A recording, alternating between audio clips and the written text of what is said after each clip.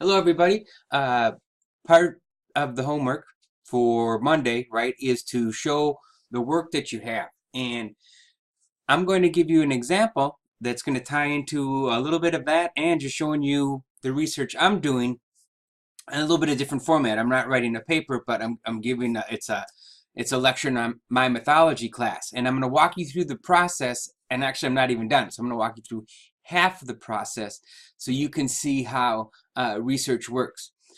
So I'm teaching a mythology class.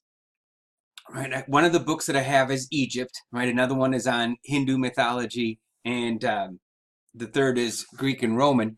And so I'm using those three books because I want to give people, big surprise coming from me, different perspectives. So we're looking at different cultures and their mythologies. Over break, I went to Chicago with my family. We're at the Field Museum in Chicago, which is amazing, and they have these dioramas.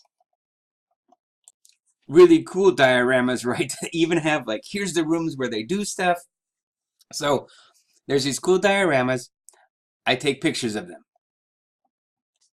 When I'm thinking not correctly, when I'm really focused, I'll actually make sure the pictures, I get the little plaque next to them, right? So in a sense, you can see this is my first gathering of information. I take a picture, I get this, and there is a story, right, about the Egyptian afterlife, which is one thing that's interesting. In a lot of religions, you think I'm dead. I'm either going to a bad place or a great place. Yay, it's over.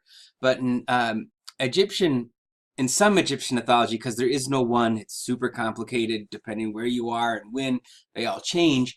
But when you die, it's not over, which is why all that stuff gets buried with the rich people, right? And the pharaohs and the priests so they can keep going.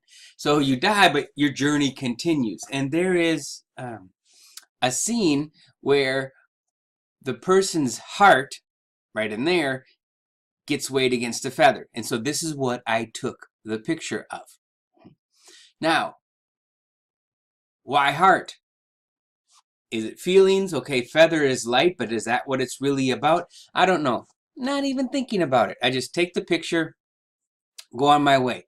Now, it's 4 weeks later, right? And we're in the section where we're talking about death in mythology. And death in mythology is actually, it might be a death, a literal death, but more often it's figuratively, right? Like the death of a relationship, the death of your role as, you can put that in there, right? Eventually you're going to die as a Century student, figuratively, and you will no longer be a Century student. What's your afterlife going to look like? And, right, your afterlife is going to be shaped by how you showed up at Century, right? For example. Okay, so when it comes to research, right, I already have, that's the text that we're using, right? So what I do is I go into the index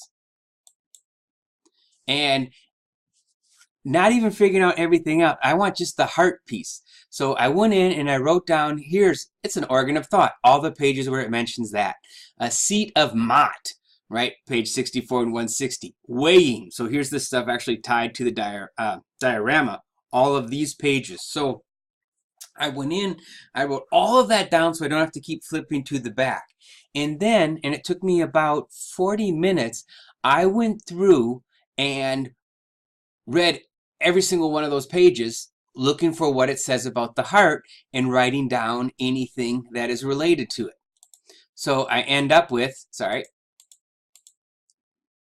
right, 1, 2 in the backside, about 3 pages of notes related to the heart and this weighing ceremony. So now, because I've done the research, first I understand the heart isn't just, we think feelings, but in Egypt, right, it was thought and feeling. So it's really the brain. They didn't think much of the brain, right? It's more like just some stuff out there that actually stick in a rod, scramble it up and pull it out. And there were no jars protecting the brain, right?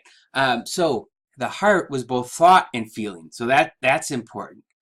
The feather is actually tied to Maat, M-A-A-T, which is the idea of justice and order. So you can think about your heart, your thoughts are being weighed. How just have you been? right? This guy is Thoth, and he, one of the things he does is he keep tracks of everything, right? So not only is he sort of recording the proceedings, but he's also the one who's like been paying attention all along, right? Here we have Anubis, guardian of the underworld, right? And also the jackal. So you kind of have the potential to, protect you as you go on or eat up your heart. And this guy is unknown, really. I mean, I found Sodek, but it doesn't really make sense as it's tied to this. So maybe I needed to keep researching, or maybe knowing that the heart is about thought, right? This feather is actually about order and justice, and things have been recorded, and this is Anubis, right? And what Anubis's role is. There's a nice person having their heart weighed. Okay, I've got enough that I can actually do a lecture on this. I'm asking you in the homework to lay your stuff out and take a picture.